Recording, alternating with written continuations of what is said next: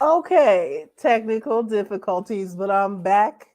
That shows that I am here for Confidence Boost Academy. We might have technical difficulties, but we're going to keep moving because this is a message that I feel called to share with my ideal clients and my audience. So, you know what? The technical difficulties will not stop me from telling this to you here today. If you're asking yourself, who the heck is this talking all loud at me and talking all fast? This is your confidence coach, Rolanda, and I'm here on behalf of Confidence Boost Academy, which is my program, my company, my everything. And what I'm here to do today is talk about imposter syndrome. I'm one of the many people out here talking about imposter syndrome, but I think no, I know. My take on it is different in that I don't believe it's a true thing, at least not in the way that it was originally described. Especially when it comes to women like me, high achieving women of color. They we don't. I mean, we have other factors at play, and it's too simple to call it imposter syndrome when those other factors are at play that people don't always want to recognize and talk about. So that's why that's important. I feel like it's important to demystify something that's so common, this idea of imposter syndrome, to simplify it in a way that's more healthy, that helps more, that is speaks more to healing and more to the truth. So let's get into it. So story this all started with a client call. I was on the call with a possible client, and she let me know from the gate. She said, "Hey, I have imposter syndrome." And I took a brief note of it because the idea of imposter syndrome, just the way it's put out uncritically, is bothersome to me. It so much so that I decided, as a confidence coach, I need to make a video. I need to make some content around it, on how it's not a thing in the way that it was originally posited. So everywhere you go, you see a coach or someone talking about how to get rid of your imposter syndrome. I don't believe it's an imposter syndrome. I don't believe that it's something that's up to an individual to work on themselves in such a way, to such a level that real life systemic issues um, are ignored, because it's not just an inner thing. You have to do that individual work, of course, because that's what you can control. But it also helps to look out into reality and see what's really going on, and then act from there. So both things can be true at the same time. But really, just back to the story time. I was on a call with the client, and she said she had imposter syndrome, which I think is just a catchy syndrome for something that's hard to name. So her really issue was she was amazing in her old job. Then she got a new job, and she started feeling like an imposter. She's all of a sudden, she felt like she couldn't answer questions intelligently. um she didn't feel safe in being that leadership role that she basically was already in. And she called it imposter syndrome. Of course, with a client call, it's not about me. It's not about what I think. So I had to actually restrain myself from going into all this. So instead of doing that with her, I decided to make a video for my community, because this is something that I don't think we talk about enough. The fact that it's not that it's a syndrome. A syndrome speaks more to something that is individualized, as if you have something wrong with you. Where I posit, it's not necessarily that there's something wrong with you. It could be In fact, it's probably a lot of the times, especially if you're a high achieving woman of color, you're in places that weren't made for you. So the point of this video is to help us develop more self-compassion. It helps us my idea is to help us depathologize what's going on with us, how we feel in our environments. And so, yes, Confidence Boost Academy live. I go off on tangents, but I'm confident enough to keep doing it until I'm comfortable, and I'm confident enough to keep coming here every Tuesday and telling you some cool things, some not so cool things. I mean, who's to say? But this is Confidence Boost Academy live, and we're talking about imposter syndrome, which is I feel more. This is controversial because this is something that people use to make money. This idea that you have something wrong with you and that you need to pay absorbent amount of money about absorbent amounts of money to fix that thing. However, and you could say maybe that I'm doing that, but I don't believe that's not really what I'm trying to do. What I'm trying to do is help people live their destiny, and that includes demystifying what's going on.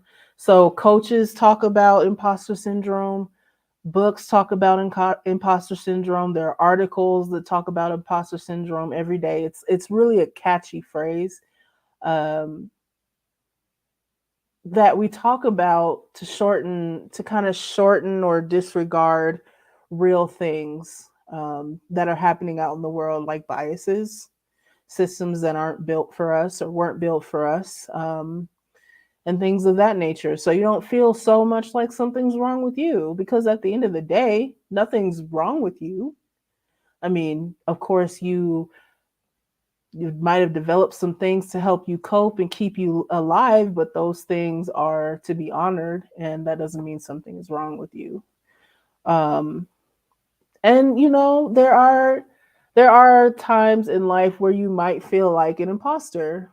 And what is an imposter? An imposter is someone who somehow gets to a level in their lives by accident or by lying, or really just a combination of all of those things.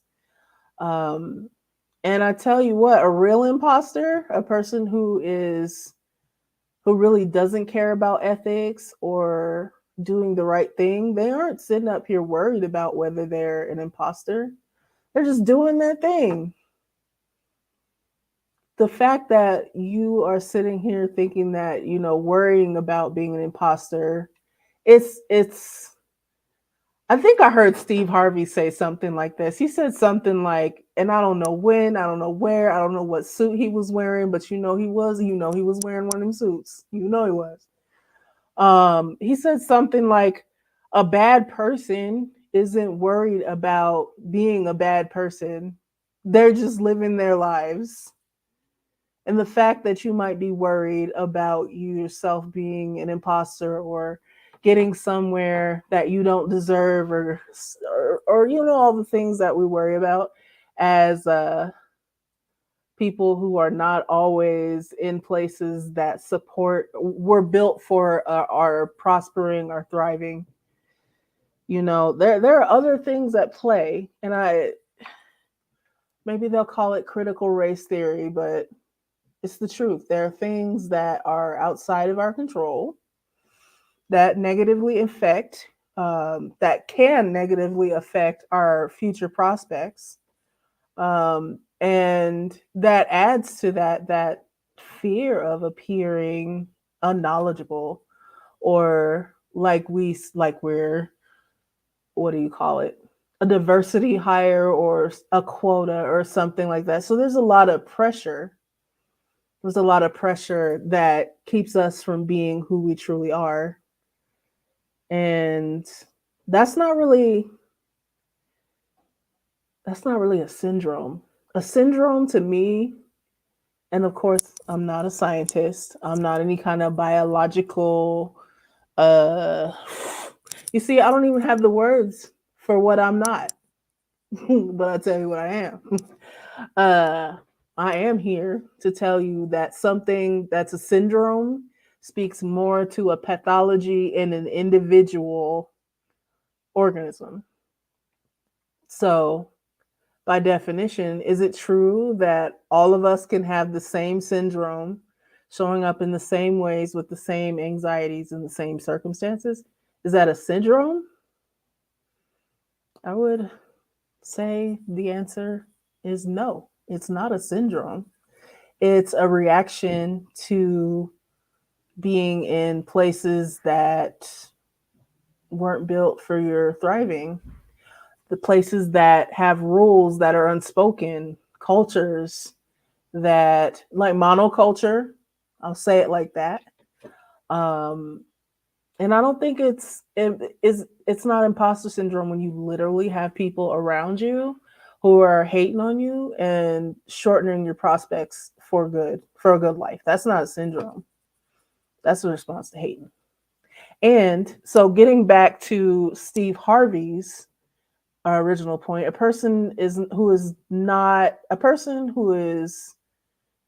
bad does not think care about being bad. And you can extrapolate that to the point that a person who is worried about being or appearing to be an imposter is probably not an imposter, because true imposters do not care. They don't care. But what you can do with that energy, the first point is the energy is not really, I mean, there's that self doubt, there's all that. True imposters don't have that. True imposters just go. Like the Tinder swindler, the Tinder swindler was literally an imposter in so many ways, in so many places, to so many people, right? He is not worried about it to this day. I would almost bet you. I would bet you that he's not worried about it to this day. So think about that. Anytime that feeling pops up, I don't know what I'm doing. I don't have the answer. I don't even know, so I'm going to shut down. Anytime that pops up, you have to step back and you have to think about it. What's behind that? Hmm. There's no easy answer to that. There's no right answer to that. It depends on the situation that you find yourself in, with the people who you find yourself in that situation with. And I know that was probably somewhat garbled, but this is off the dome. This is pretty much live. I'm talking about imposter syndrome. And if you're coming to the midpoint, this is Confidence Coach Rolanda, coming from Confidence Boost Academy, here to help women of color, millennial women of color, move from the shadows into the center stage of their best lives by helping them to dramatically increase their confidence. And the way I do that is I show up and I bring my unique brand of education, unique brand of inspiration, all of those things in order to help my ideal clients. So this is part of that Confidence Boost Academy Live. And we're talking again about how Confidence Boost Academy, or see, again, off the dome. We're talking about how imposter syndrome isn't the thing that, it's not so simple. I guess that's the point. It's not as simple as a catchy name, as a syndrome, something that you can solve on your own. Um and yeah. So continuing to go on. And if you're watching the replay, go ahead and put replay in the chat, or in the comments, and I'll reach out to you and we can talk about any questions you have. So, mm, yeah. Uh,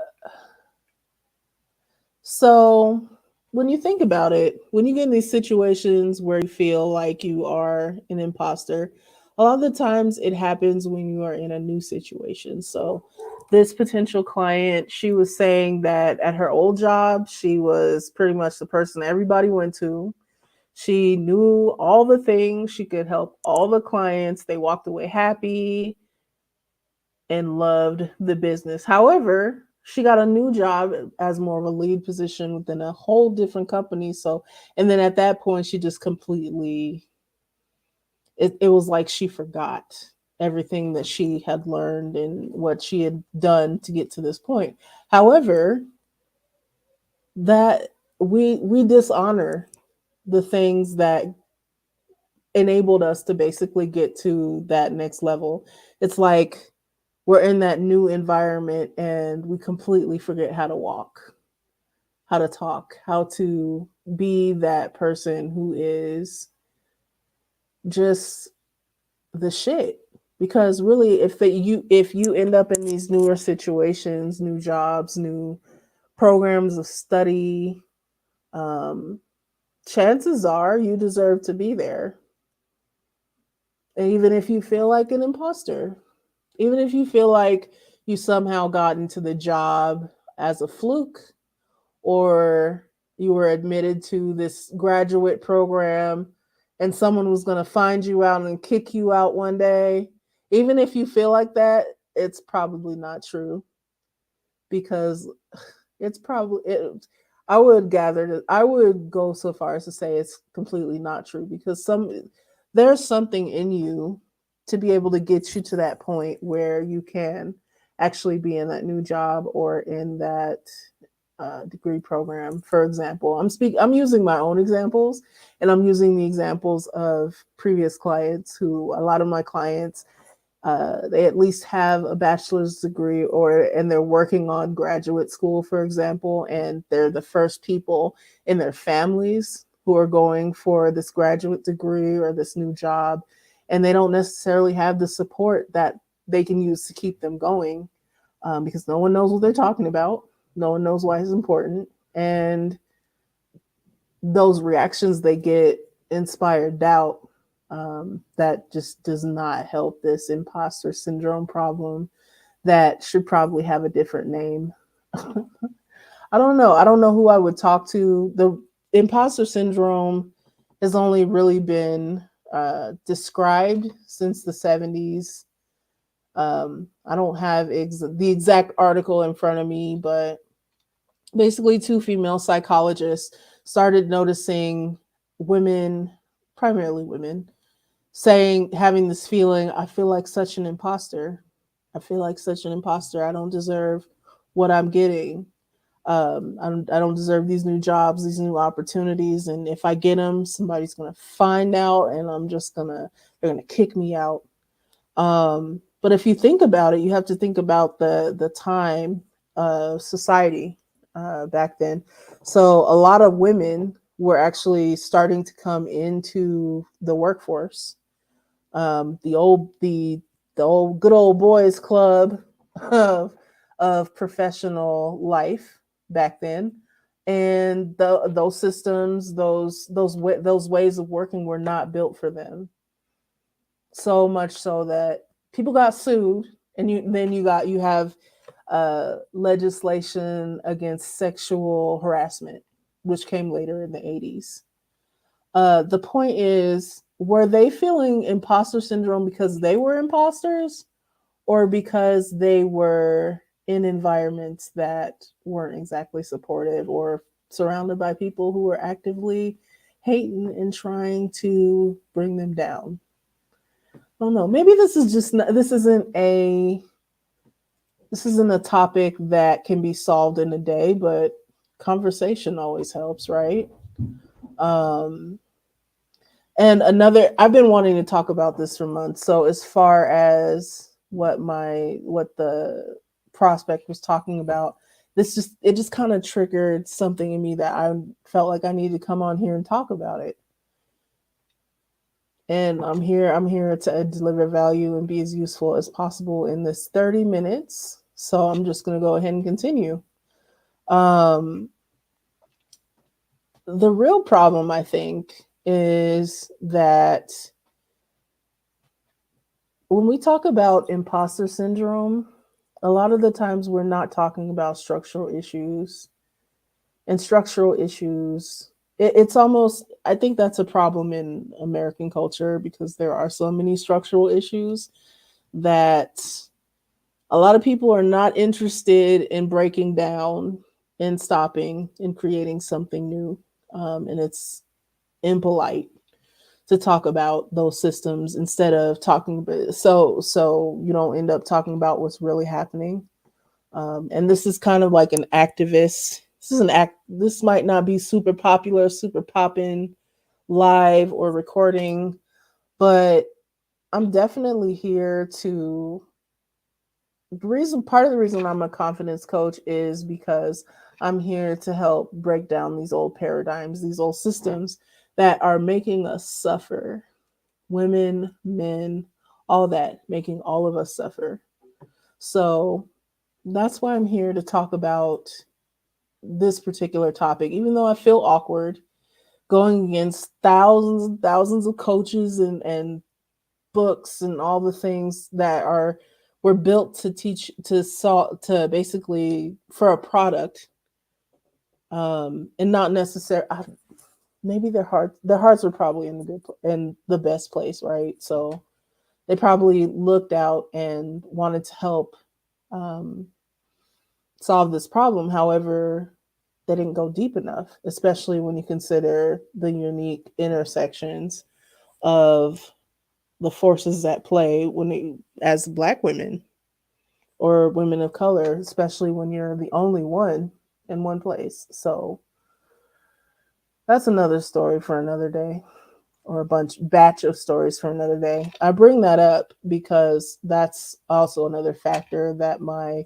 possible client was talking about. Is she came from one area which was more diverse to a company that was less diverse, and so that was even more pressure.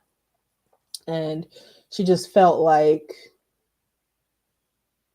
there were just other things out of her hand that were at play that played into that feeling. um and I feel so strongly about this because I read an article months ago and I keep thinking about it. It's called "Stop Telling Women They Have Imposter Syndrome" by Rushika Tulshian. I hope I said that right. And Jody Ann Burry. This was in Harvard Business Review. And they explore the concept and the history of uh, imposter syndrome. And they ultimately come to the conclusion that a woman's confidence isn't the problem, as in, and I say that as a confidence coach who probably should be selling you something, but I'm here for value. They come to the conclusion that a woman's confidence isn't the necessarily the problem. There's systemic bias at the root. So I might be burning everything down right now, but I have to say it. It's We have to work on all the systemic biases, and we're doing that, um, in different ways. There are plenty of people on legislative councils or just doing being artists. Um, but it's really a both and. You can work on your self confidence, your getting rooted within yourself, learning yourself, but then also work on those systemic biases that can in fact stop you even when you do all of that. I mean, it really is what it is. By calling it what it is and working to love ourselves in systems and environments that would have us negate ourselves, we are actually being extremely revolutionary. Um, and I'll just like, this is coming from Audre Lorde and Angela Davis, four mothers, ancestors. Happy Black History Month. That's why I'm a confidence coach, and that's why I show up here every day or every Tuesday on Confidence Boost Academy Live to talk about uh, different things about confidence, different ideas, different ways of thinking, um, so that we can build a better world together by being who we were born to be, and dismantling harmful thoughts and limiting beliefs and all of those other different kind of things. And the reason why I came on today is the key nugget is by calling this what it actually is and working to dismantle what ties us down mentally, we can start to become the change as much as our ancestors did, because at the end of the day, our ancestors were strong enough to keep going so that we could be here and live their dreams. The reason we're here at the end of the day is because of our excellence, as well as plenty of organizing and rabble rousing. But how do you think people were able to continue going? They had to work on self love, self care, resting, which are all very important to me. Um, by working on what we can work on within our sphere of influence, by naming the problem as it truly is, not simply a syndrome, as in something that you can take a pill for or something. We can stop acting like we're broken or need something outside of ourselves, and we can just, by naming the load, we can start to put the load down. So that's why I wanted to come and talk to you tonight. Confidence Boost Academy Live. I'm going to end short. I'm going to give you back a few minutes, but thank you for watching. This was your confidence coach, Rolanda, and I'm out. See y'all next Tuesday.